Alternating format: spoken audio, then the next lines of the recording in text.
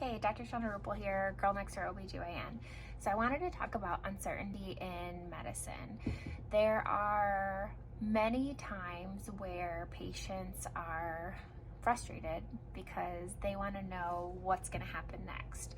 If I do this or I do this, kind of what's my outcome going to be? And really all I can do is I'm limited to be able to tell you what the most likely outcome is, but I can't predict how patients are going to respond to different treatments. I am often surprised, and that's one of the kind of interesting things about my job is I can have, for example, a pregnant patient who I've taken care of during both of their pregnancies, and their symptoms throughout their pregnancy can be very different. Their labors can be very different.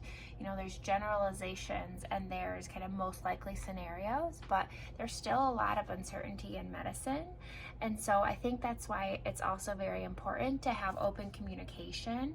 So you may get a recommendation, you know, this is kind of what I would do next. But I think that open dialogue of, well, why would you recommend that and what are the other options is very reasonable, and it's not something that's confrontational.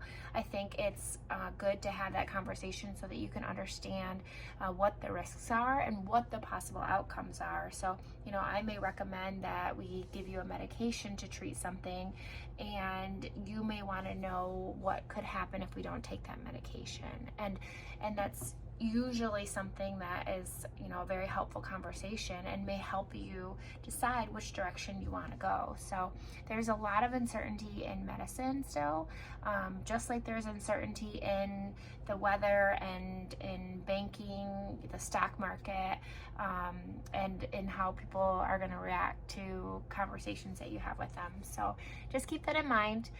We're still learning. We're trying to do our best, at least most of us are. Have a good day. Bye, guys.